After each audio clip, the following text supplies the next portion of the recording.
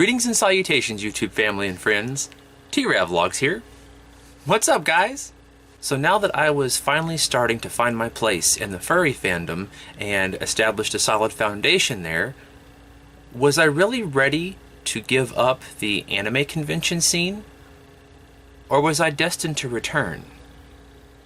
And if I was, in what capacity? Today, on Convention Memories.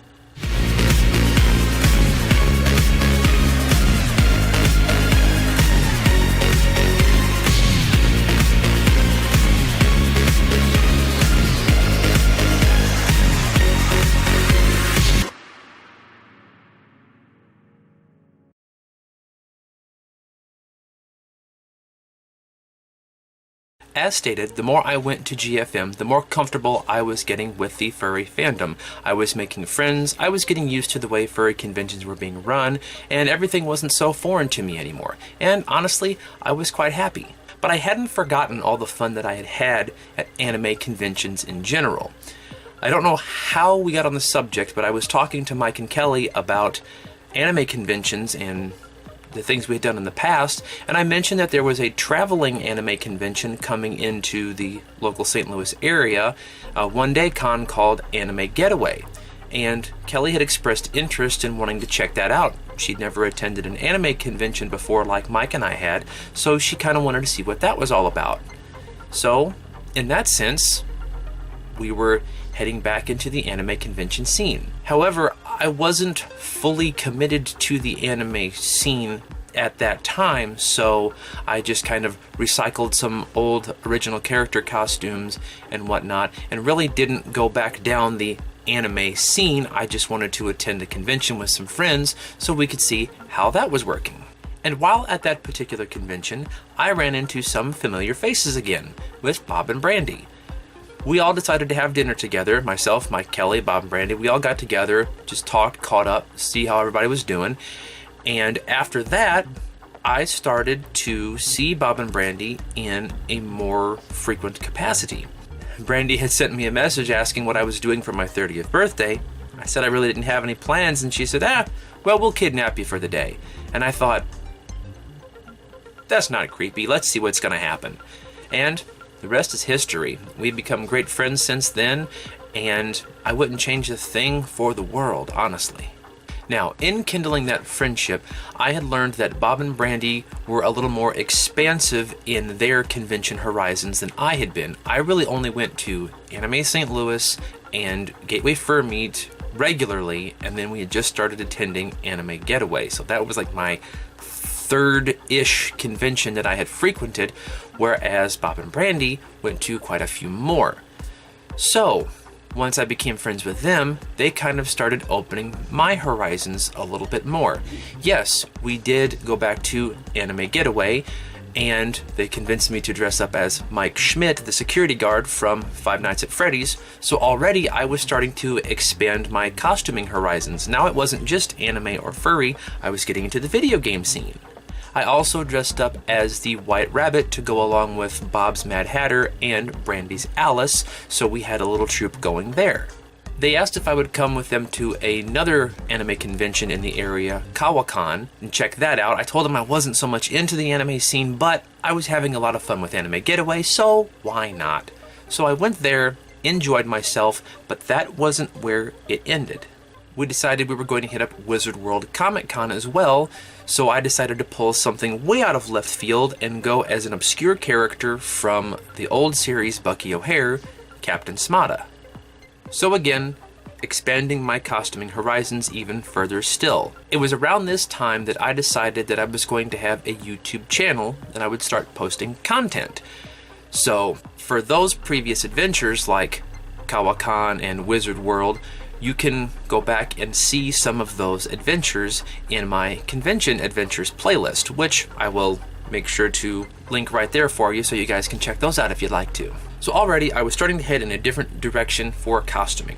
And while I was staying over with Bob and Brandy for a weekend, over breakfast, Brandy said, hey, while we've got some time, would you like to check out this series that Bob and I really enjoy? The series was called Black Butler. Now I told them, again, I'm not so big on the anime scene anymore, but what the hey, I'll give it a try. I had seen pictures of them dressed up as Ciel and Sebastian. I even ran into them at a previous Anime St. Louis as Ciel and Sebastian, so I knew they were huge fans, and I could only assume that they were doing the characters justice because I didn't know anything about them. So I said, alright, you win. I'll give it a try, and we'll see what happens. So we watched about 2 episodes, and I had to admit, it was pretty interesting. So interesting that night I may or may not have gone home and binged the entire first season. Yeah, I was hooked, and I was hooked in a big way. It was then that I found my next inspiration for my anime cosplay, and that was, as I'm sure a lot of my subscribers who have been with me since close to the beginning will know, was the Undertaker. And again, that entire journey is well documented on my YouTube channel, from the reviewing of the costume that I got from Cos Taylor, to procuring all of the details, all the way to my makeup regimen for getting ready. Yes, I know I stated long ago and far away that I wasn't going to be one of those cosplayers who bought a wig and did makeup, but the whole not buying a wig thing went out the window really early in the game, and then coming back into the anime scene, it was just a matter of time before I started doing makeup. What can I say? So we had debuted our new Black Butler troupe at Anime Getaway, which was becoming a tradition for us, but that wasn't the end. I also was reintroduced to Anime St. Louis again. We went for, of course, 1 day, but I went in costume with our Black Butler troupe. And of course, a wonderful time was had. So that really was the beginning of being thrust right back into the anime convention scene, and I was diving in head first. So much so that all of my subsequent anime cosplays were from Black Butler. Not only did I do Undertaker, but not long after that, I did Joker from the Noah's Ark Circus, I did Ronald Knox, one of the Grim Reapers, and more recently, I've done Charles Grey, one of Queen Victoria's butlers and secretaries. So yeah, a little obsessed? I would say so. My friendship with Bob and Brandy pretty much sent me, I wouldn't say kicking and screaming, but pretty close, back into the anime convention scene, but I fought back. I also introduced Bob and Brandy into the local furry scene. So really, it was kind of an exchange program. I went back into anime, and they went into furry. And to this day, we've developed a pretty good balance of costuming from there. We have something for everything. It's not just anime and furry. We've broadened our horizons all the way through so that it's a nice and evenly layered type of fandom that we have going on for us. And of course, that led to bigger adventures like going to the largest furry convention in the country and returning to the same area to go to Anime Central, which was a much larger anime convention than any of our home cons. So a lot of fun being had with expanding our horizons. And that really brings us around full circle.